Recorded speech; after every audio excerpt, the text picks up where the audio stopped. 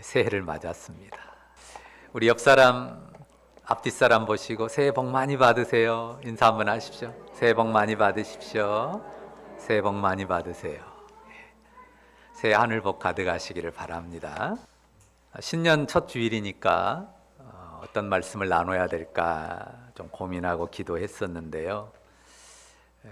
내린 결론은 이 갈라디아서 말씀, 지난해 이어왔던 갈라디아서 말씀이 새해 방향으로 좋겠다는 마음이 들었습니다. 제목이 뭔가요? 그리스도의 형상을 이루기까지. 자, 그리스도의 형상을 이루기까지. 이 말씀이 19절에 나와 있는데요. 우리가 신앙생활을 하면서 목표하는 그림입니다. 자, 그리스도의 형상을 이루기까지라고 했는데요. 여러분 어떤 마음이 듭니까? 1번, 곧 다 이루겠는데. 2번, 많이 멀었는데. 몇 번이에요? 1번이라고 혹시 생각하신 분 계세요? 곧 다 이루겠는데. 아마 1번인 분은 거의 없을 겁니다. 참 많이 멀었다 라는 생각이 갈수록 더 짙어지는 느낌을 갖곤 합니다. 자, 우리가 새해 2025년에 나는 그리스도의 형상에 얼만큼 다가설 수 있을까? 이런 질문을 하게 됩니다. 나는 그리스도의 형상에 올 한 해 얼마나 더 다가설 수 있을까? 쉽게 그리고 금방 그리스도의 형상에 다가서겠다는 느낌이 들지 않습니다. 요원하다 그러잖아요. 아주 멀게 느껴지기도 합니다.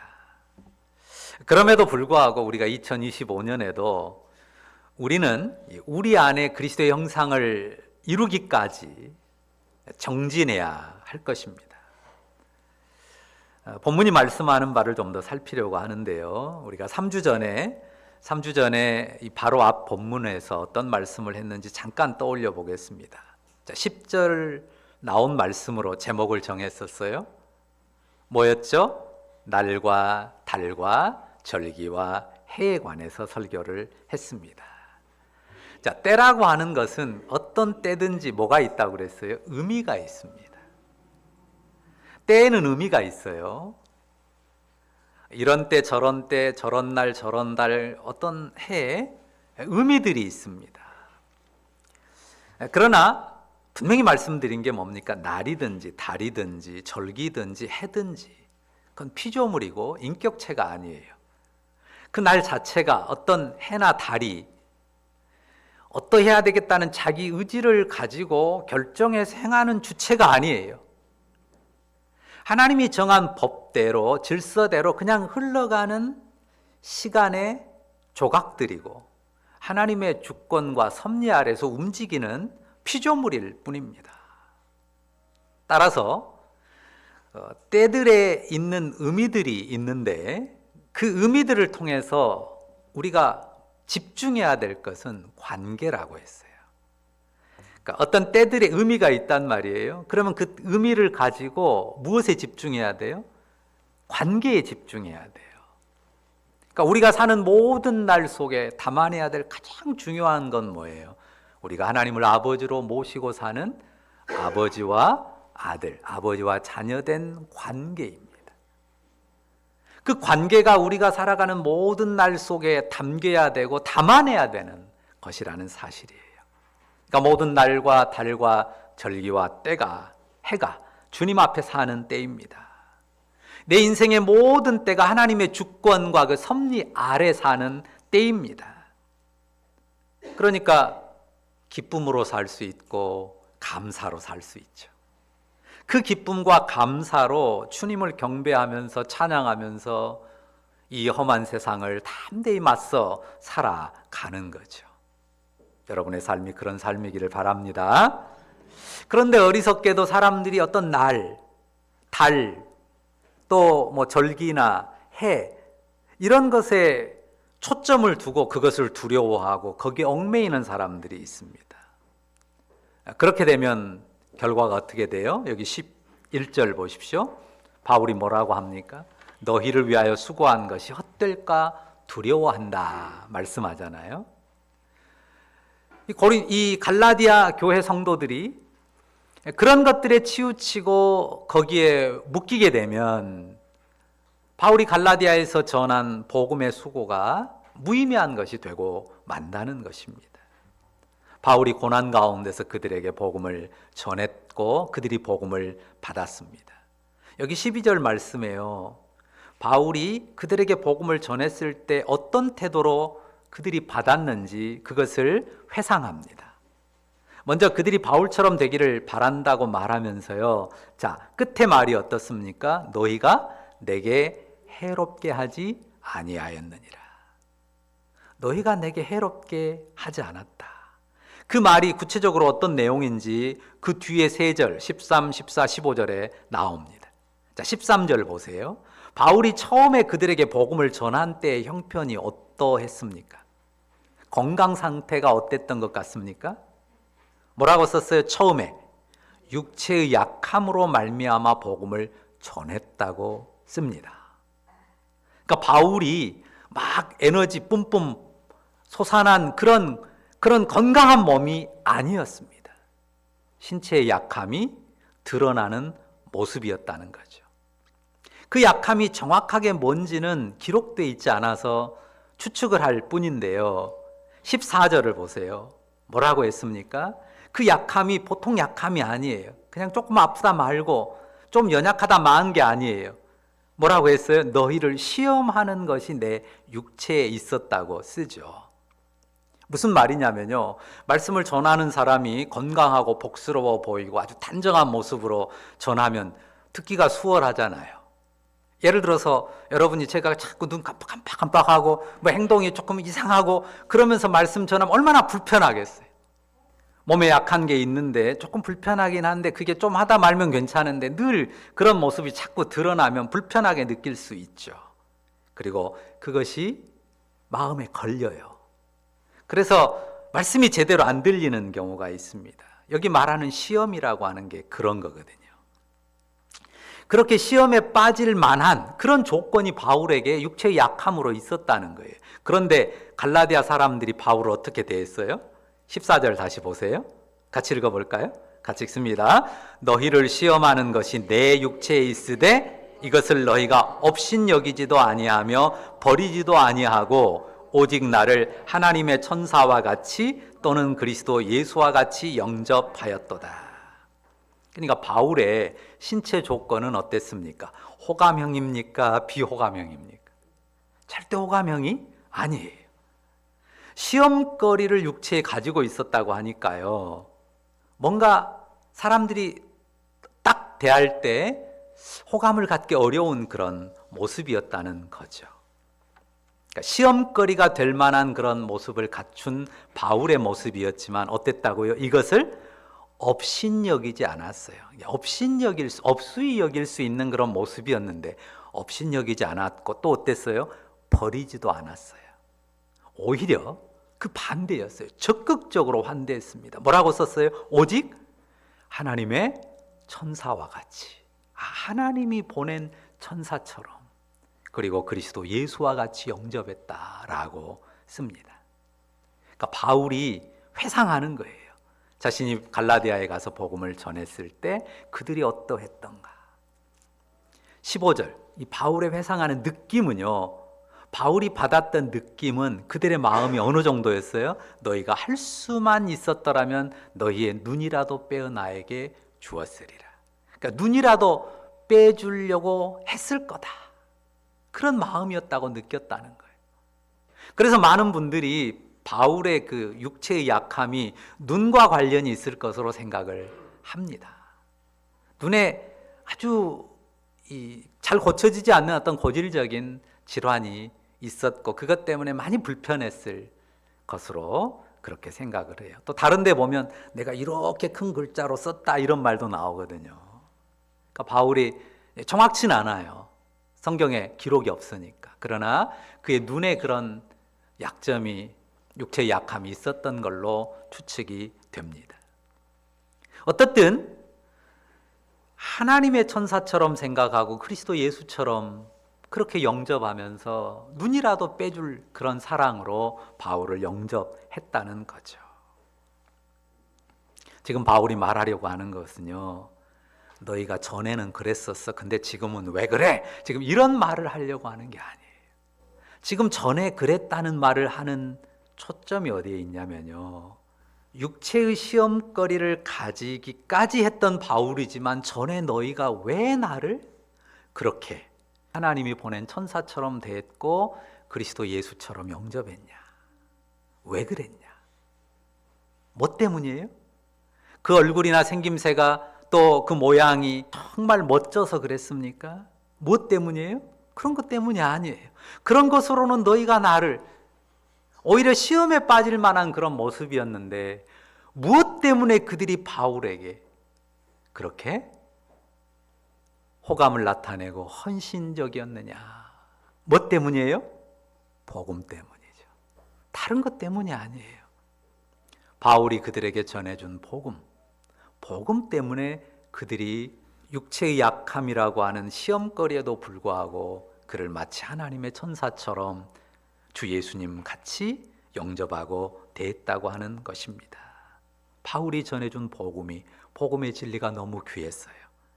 주 예수 십자가와 부활로 말미암아 하나님의 자녀 된다고 하는 그 복음의 기쁨이 얼마나 귀하고 놀라운지, 그 복음의 기쁨 때문에 이 세상을 두려워할 것도 율법을 두려워할 것도 없이 복음의 자유를 누리는 영혼으로 세워지게 되었기 때문입니다.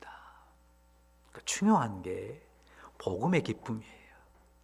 복음의 기쁨으로 관계가 세워지면요, 무엇이 문제가 안 돼요? 육체의 연약함, 육체의 초라함, 부족함이 문제되지 않아요. 복음의 기쁨 안에서 관계가 세워지면요, 시험거리도 덮어요. 무엇으로요? 복음의 기쁨과 사랑으로 덮어요. 어떻습니까? 옆 사람들 보세요. 시험거리가 없습니까? 시험거리가 될 만한 게 없는 인생이 아무도 없어요. 다 시험거리 될 만한 것들이 많은 인생인데 무엇으로 세워지면요, 관계가 복음의 기쁨으로 세워지면 육체의 약함이든 부족함이든 초라함이든 문제되지 않습니다. 복음의 기쁨은 그 모든 여러 시험거리를 사랑으로 덮게 합니다. 그러니까 바울은 이 갈라디아 교인들의 시선을 지금 복음 진리애로 되돌리려는 거예요. 복음 진리애로. 그러니까 여전히 바울은 복음을 말하고 있고, 너희가 세상 초등학문 율법에게로 돌아가서 종로로 돼서는 안 된다. 내가 너에게 전했던 복음, 그 복음의 자유, 그 복음의 존귀함, 존엄함으로 살아야 된다라고 계속 가르치고 있는데, 그들이 거짓 교훈에 휘말려 가지고 마치 바울을 원수처럼 대하고 등을 돌리려고 했다는 거죠. 17절 그들이 나오는데요, 그들은 갈라디아 사람들, 성도들을 그 율법 준수로 돌아가도록, 율법 준수가 구원의 조건이라고 말하는 사람들입니다. 그들도 뭐가 있었냐면요, 열심이 있었어요. 열심. 바울 못지않은, 바울보다 훨씬 큰 열심이 있었습니다. 그 열심은 무엇을 향한 것입니까? 그들의 열심은 율법을 향한 것이었어요. 율법을 향해서 열심을 내도록 갈라디아 성도들을 자꾸 끌어들이는 것이었습니다. 18절 말씀처럼요, 좋은 일에 대하여 열심 내는 일은 언제든지 좋습니다. 그러나 신앙의 열심은 무엇을 향해야 합니까?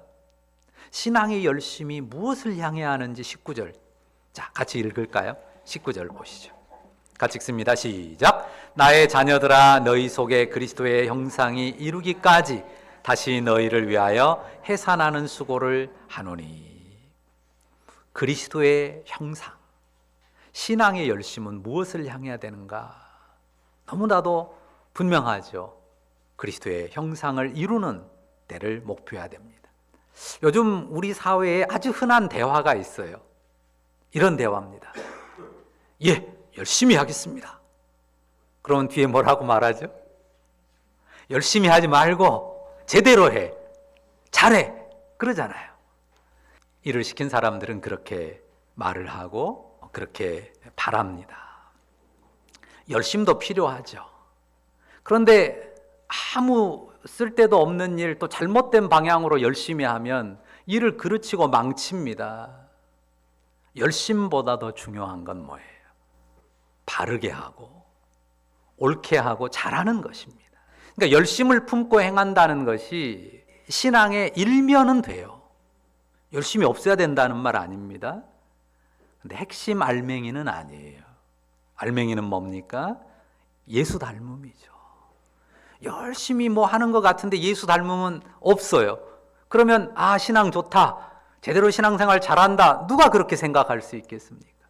본문의 표현대로 하면 그리스도의 형상을 이루는 대로 나아가야 하는 것입니다. 날이나 달이나 절기, 해에 묶이고 그것들을 두려워하는 건 어떻습니까? 그리스도의 존엄이 아니란 말이에요. 그리스도 안에서 하나님을 아버지로 섬기는 자녀의 존엄이 아니에요. 무슨 날이 두렵고 달이 두렵고 절기가 혹은 해가 두렵고 그런 것들에 얽매일 필요가 있습니까? 그리스도의 존엄, 그 아래로 내려오는 거예요. 그리스도의 형상은 그런 피조물들, 시간을 포함해서 이 세상 모든 피조물을 다스리는 존엄으로 나타납니다. 세상 초등학문의 종로로 가는 그런 모습이 아니에요. 목표점이 뭐예요? 그리스도의 형상이에요. 판단의 기준점도 뭡니까? 그리스도의 형상입니다. 가장 중심되는 것, 핵심을 봐야 된단 말이죠. 판단이 어렵습니까? 아닙니다. 사람의 기본이 하나님 형상이에요. 비록 깨트려지고 파편으로 남아있지만 사람 안에 하나님의 형상이 담겨 있어요. 그러니까 귀신처럼 알잖아요. 귀신처럼 알아요. 대부분의 사람들은 느끼고 알아요. 저 사람이 율법의 잣대로 날 판단하는구나. 그리고 나를 정죄하고 비난하는 마음으로 나를 대하는구나. 안 보입니까? 율법의 잣대로 나를 판단하고 비난하고 정죄하는 게 안 보여요? 그걸 몰라요, 사람이? 대부분은 압니다. 말과 태도에서 느껴진단 말이죠. 반려견도 알잖아요. 개나 고양이도요, 자기 싫어하는지 좋아하는지 딱 알아요. 근데 사람이 모릅니까? 정말 나를 사랑으로 품고 대하는지, 율법을 가지고 판단하고 정죄해서 나를 비난하고 미워하는지 압니다. 우리가 갈라디아서를 통해 분명히 새길 것은 이것입니다. 내가 어떤 사람으로 드러나야 할 것인가? 어떤 사람이어야 돼요? 그리스도의 형상이 드러나는 사람. 그리스도의 형상이 드러나는 사람, 그리스도의 형상을 향해 점점 나아가는 사람. 우리가 그리스도의 형상에서 멀단 말이에요. 아주 멀어요. 많이 멀어요. 그렇지만 조금 더 그리스도의 형상을 향해 나아가는 사람으로 드러나야 된다는 거죠. 율법의 잣대로 정죄하고 비난과 다툼을 일삼는 사람이 아니어야 합니다. 복음도 내용을 말하기 때문에 복음이 아니에요. 복음을 말하는데 그것으로 정죄하고 비난하면 율법이죠. 율법의 잣대로 정죄하고 비난하고 다투는 그런 사람이 아니어야 합니다. 앞서 언급한 내용으로 하면 관계를 무엇으로요? 복음의 기쁨으로 세우는 사람. 늘 복음의 기쁨으로 복음으로 돌아가서 그것으로 관계를 세우는 사람이어야 합니다. 육체의 약함이나 부족함이나 초라함이 있어도 시험거리가 될 만한 그런 조건들을 복음의 기쁨과 사랑으로 덮는 거예요. 우리가 서두에도 확인한 것처럼, 그리고 거듭 확인하는 것처럼 우리는 그리스도의 형상에 가까이 다가가지 못한, 많이 멀리 있는 사람인 것이 분명합니다. 여전히 부족한 사람들입니다. 그런 모습으로 우리가 2025년을 맞았어요. 그런 모습으로, 그런 사람으로 2025년에 들어섰습니다. 자, 우리가 갈라디아서를 살피면서 누누이 말씀드렸듯이 신앙의 가장 중요한 싸움은 율법과의 싸움이에요. 율법주의자가 되지 않기 위한 싸움입니다. 초등학문의 유치함으로 돌아가서는 안 됩니다. 율법이 아니어야 되고요. 또한 율법의 정죄와 비난과 속박이어서는 안 됩니다. 그리스도의 형상으로 나아가야 돼요. 하나님의 아들로서 누리는 은혜와 기쁨입니다. 그리스도의 형상 기본은 하나님의 자녀로서 누리는 기쁨과 은혜거든요. 그리고 하나님의 자녀로서의 존엄, 자유예요. 그것을 알고 누리고 알고 누리면서 점점 더 알아가는 겁니다. 그것을 나타내고요. 나타낼 뿐만 아니라 모든 관계 속에 그걸 적용하고 넓혀가는 겁니다. 우리 2025년이 그런 복된 한 해가 되기를 바랍니다. 자, 기본이 그렇고요. 구체적인 이야기 조금만 더 하고 마치겠습니다. 자, 이제까지 신앙생활을 하면서 나는 그리스도의 형상 안 담아낼 거야 이렇게 생각하고 신앙생활 한 사람 누가 있었겠어요? 나도 예수 닮음을 내 영혼에 내 삶에 담아내야지. 다 그런 마음 가졌었어요. 한번 떠올려 보세요. 나는 어떤 부분에서 예수 닮기를 원했고 그리스도의 형상을 내 안에 담아내기 위해서 드러나게 하기 위해서 힘썼지? 한번 떠올려 보세요. 여러분이 특히 부족하게 느끼고 씨름했던 그런 부분들이 있을 겁니다. 근데 분명히 그런 노력이 있었고 시도도 있었지만 언제 그랬던가 싶게 유야무야 돼버린 그런 일들이 많습니다. 떠오르는 게 있을 거예요. 많잖아요. 그리스도의 형상 딱 하면 일단 아닌 것들을 우리가 떠올릴 수 있잖아요. 그냥 불끈 화내고 소리치고 하는 게 그리스도의 형상은 아니잖아요. 어떤 사람은 그거를 내가 변화시켜야 되겠다라고 목표를 정하고 기도하며 씨름했던 사람이 있을 거예요. 그런가 하면 뭔가 굳은 얼굴로 찡찡하게 살아가는 게 자기 기본인 사람은 내가 그런 모습을 좀 바꿔야 되겠다. 그리스도의 형상 아닌 그 모습을 지워야 되겠다 노력하기도 합니다. 어떤 사람 말이 많아서 실언을 잘하고 실수를 잘한 사람은 내가 듣기를 먼저 하고 말하기는 더디해야 되겠다. 그런 그리스도 형상에 다가가기 위한 씨름도 있었을 수 있고요. 어떤 두려움이 많아서 사람 앞에 말 한마디 제대로 못하는 사람은 어떻든 내가 나를 표현하는 일에 있어서 그리스도의 존엄을 담아내야 되겠다 씨름했을 수도 있고 여러 가지 있잖아요. 뒷담화 많이 했던 사람은 이제 뒷담화 좀 안 하고 좋은 말, 칭찬하는 말, 인정하는 말을 좀 해야 되겠다 이런 뜻을 정하기도 했을 거고요. 어떻든 그리스도의 형상에서 멀어져 있는 이 죄의 모습들, 어둠의 모습들 하나를 지워내기 위한 씨름이 있었단 말이에요. 그런데 많이 흐려지고 그냥 유야무야 돼버리고 자포자기하고 포기해버린 그런 것들이 있지 않느냐 말입니다. 그러니 그것들을 새로운 거 하려고 하지 말고요. 올 한 해 새로운 것 말고 내가 이미 했던 것, 정했던 것, 그 작은 목표가 귀하거든요.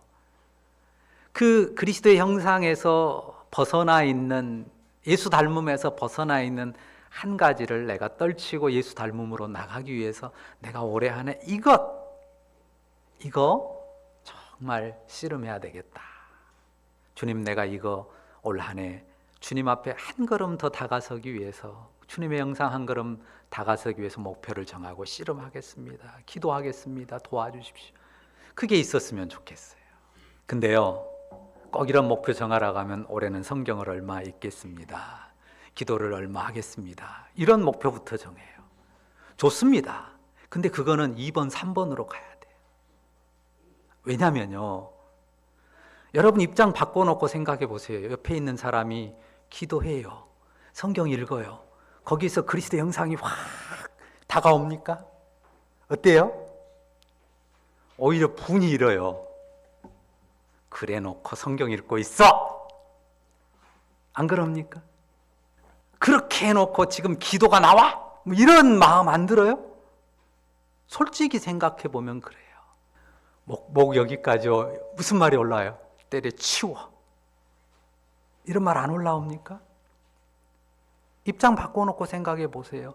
내가 정말 싫어하는 어떤 악한 말이나 행동을 그리스도의 형상하고 전혀 닮지 않은 그런 모습을 딱 보여놓고요, 기도한다고 그래서 평안하게 기도하고 있고 성경 읽고 있으면요, 그때 필요한 거는요, 그때 가장 먼저 필요한 거는 아니잖아요. 성경 읽고 기도해야죠. 그리고 정말 기도의 씨름을 하는데 바로 그 그리스도의 형상에서 벗어나 있는 죄와 어둠의 모습을 부인하기 위한 기도, 그것을 주님 앞에 정말 눈물로 쏟아내면서 그걸 부정하고 떨쳐버리기 위한 자기와 벌이는 사투의 기도, 그런 기도가 필요한 거죠. 그러니까 목표가 구체적으로 정해져야 기도도 실제적인 기도가 됩니다. 정말 작은 것에서 시작해야 됩니다. 사실 여러분이 스트레스 받거나 스트레스 주는 건요, 의외로 사소한 거거든요. 그리스도의 형상에서 멀어져 있는, 그리스도의 형상과는 거리가 먼 그 사소한 어떤 어둠의 모습들이 내 삶을 흐트러 놓고 내 삶을 어둡게 하고 또한 주변에도 어두움을 줍니다. 그러니 정말 작은 것에서 내가 마음 먹었었지만 내려놓았던 것, 잊어버렸던 것, 유야무야 돼버렸던 것 다시 붙잡고, 그게 그리스도의 형상에 다가가는데 합당한 거라면 그거 하나를 붙잡고 올 한 해 내내 씨름하면 좋겠어요. 쉽지 않죠. 쉽지 않아요. 그래서 바울이 여기 뭐라고, 어떤 단어까지 써요? 여성들은 특히 잘 아는 단어, 해산이라는 단어를 쓰잖아요. 그리스도의 형상을 이루기까지 다시 어떤 수고를 해요? 해산하는 수고를 한다. 내 안에 그리스도의 형상을 이루는 일에도, 누군가 다른 사람 안에 그리스도의 형상을 이루어주는 일에도, 그 작은 거 하나 이루어주는 일에도요, 진짜 해산의 수고가 필요해요. 해산의 수고라는 말을 써야 될 정도로 그거는 그냥 쉽게 되는 일이 아닙니다. 근데 너무 많은 걸 여러 가지를 한꺼번에 하려고 하면 여러분이 감당 못합니다. 감당 못하는 해산의 수고가 돼요.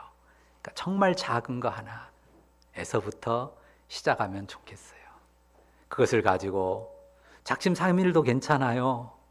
작심 3일 되면 또 작심하고 또 작심하고, 그래서 30일 되고 60일 되고, 그렇게 한 달, 두 달, 세 달, 반년, 1년 되면, 그러면 거기에서 변화가, 은혜가 나타나거든요.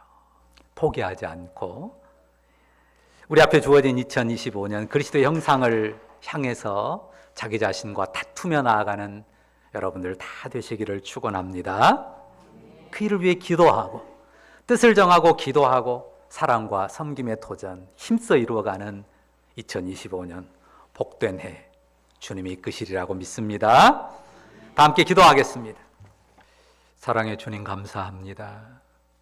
우리는 첫사람 아담 안에서 죄의 형상, 파편인 하나님의 형상 조금 가지고 더 많이 죄의 형상을 나타낼 수밖에 없는 우리입니다. 얼마나 연약함과 누추함이 많은지 모릅니다. 하지만 주님이 복음의 사랑 안에서 우리를 업신여기지 않으셨으니 감사합니다. 우리를 버리지 않으셨으니 감사합니다. 우리를 자녀 삼으시고 하나님을 아버지라고 부르는 자녀의 관계 안에 살게 하셨으니 감사합니다. 그 기쁨과 감사와 존엄을 누리고 그 기쁨과 감사와 존엄으로 사람들을 대하며 세상을 헤쳐가는 하나님의 사람 드리게 하셨으니 감사합니다. 아버지, 2025년도 그 은혜 안에서 살겠습니다. 율법의 판단과 정죄와 비난과 다툼이 아니라 복음의 기쁨 안에서 내 영혼의 죄와 싸우며 다투며 그 복음의 기쁨과 사랑으로 형제의 허물과 연약함을 덮고 사랑으로 섬기며 세워가는, 함께 그 거룩한 천국길 가는 우리 공동체이며 성도이기를 원합니다. 아버지여, 우리 주님의 복음의 은혜 안에서 그리스도의 형상으로 한 걸음 더 다가가는 25년 되게 하시고, 구체적으로 한 가지 영적 과제들을 정하고 그 목표를 이루기 위해 기도하며 씨름하는 그 가운데 성취의 기쁨과 보람도 누리면서 주께 영광 돌리는 하나님의 자녀들 다 되게 하옵소서. 주님이 함께 하시고 이끄실 줄 믿습니다. 예수님의 이름으로 기도합니다. 아멘.